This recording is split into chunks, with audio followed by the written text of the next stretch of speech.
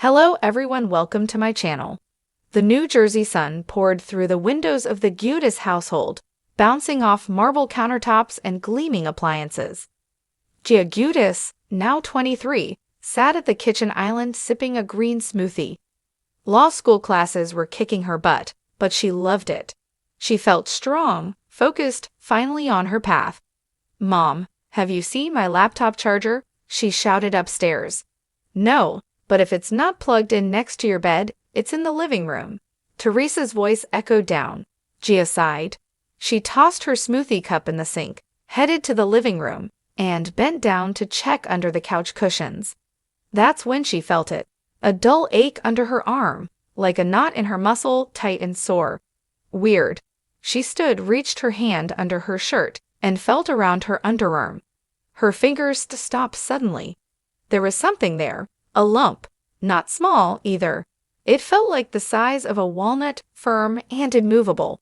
Her heart skipped a beat. Maybe it's just a swollen lymph node, she thought. Maybe I'm getting sick. But she wasn't sick. She hadn't even had a sniffle in weeks. She walked upstairs, slow and quiet, her hand still resting near the lump. Teresa was making her bed. When she turned around, she noticed Gia's face immediately. "What's wrong?" Gia hesitated. "Mom, I think I found a lump.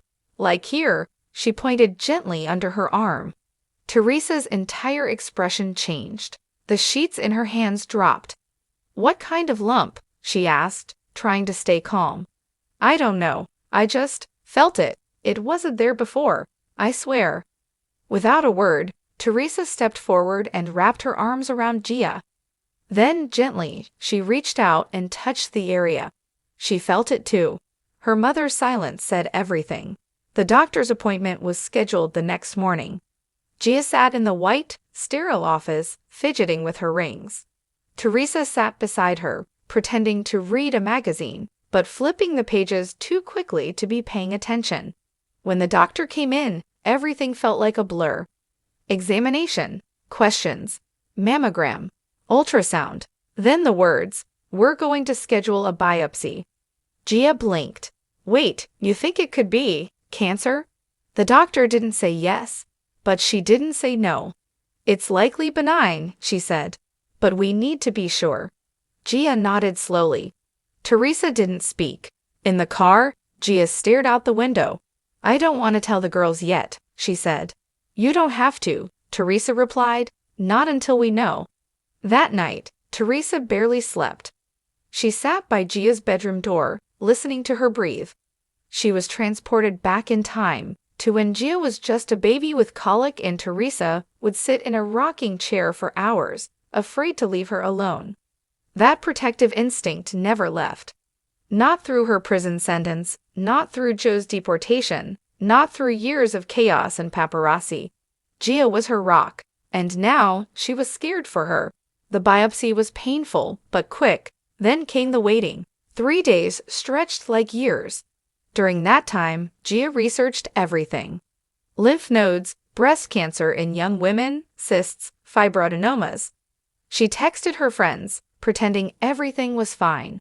She attended class via Zoom, but couldn't focus. Finally, the call came. Teresa was at her side when the phone rang. Gia answered it with trembling fingers. "Hi, is this Gia?" the nurse asked. "We have your biopsy results." "Yes," Gia whispered. "It's not cancer. It's a benign fibroadenoma. Nothing to worry about. You'll be okay." Gia burst into tears. Relief flooded her body like a wave. Teresa took the phone, thanked the nurse, and dropped to her knees next to Gia, both of them sobbing. Later that week, Gia posted a simple message to Instagram. "Last week I found a lump and thought the worst. Today I found out it's benign. To every woman reading this, check yourself. Listen to your body. Don't wait. I love you all." The post went viral. Thousands of comments flooded in, some from young women sharing their own stories, some from older women thanking her for the reminder, some from trolls, because the internet always has them. But Gia didn't care. She felt something shift inside her, a new sense of purpose. 2 weeks later, she was back on campus. She was still Gia, Smart, driven, stylish, but something had changed. She signed up for a women's health advocacy group. She spoke to her sorority about the importance of self-exams. She even got invited to speak on a panel about young women's health. Teresa sat in the front row that night, proud tears in her eyes. "She gets it from me," she whispered to her friend Dolores. At home, things calmed down, but the memory of the scare lingered. Melania, Gabriella, and Adriana eventually found out. Gia told them everything, once she was ready. There were hugs and tears and an unspoken vow among the sisters to always have each other's back. Was her rock through it all. Quiet support, no pressure, just presence. She realized in those long, hard days that love wasn't just about big gestures. Sometimes it was sitting next to someone in silence, holding their hand and not letting go. Months later, Teresa and Gia filmed a segment for a breast cancer awareness special. They sat on a pink couch under soft lights, talking candidly. "I was terrified," Gia said, "but I knew I had to face it head on. I did that for my mom." Teresa smiled.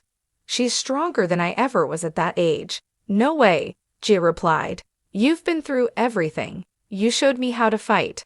The audience clapped. Cameras rolled, but behind the scenes, it was just a mother and daughter who had come through the storm together. 1 year later, Gia walked across the stage to receive her Juris Doctor degree. The crowd roared.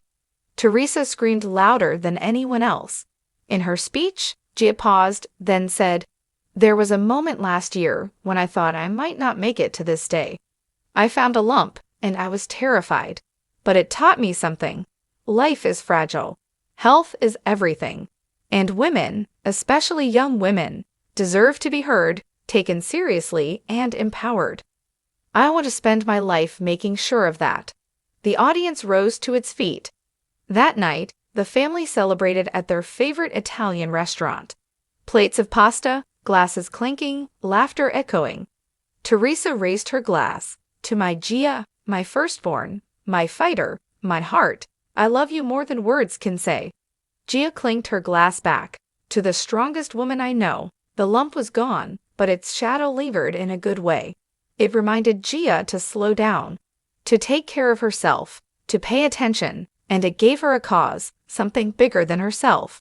What started as a terrifying discovery became the spark for a mission, and in true Giudice fashion, Gia faced it with grit, grace, and fierce Jersey pride. Because in this family, strong women raise stronger women.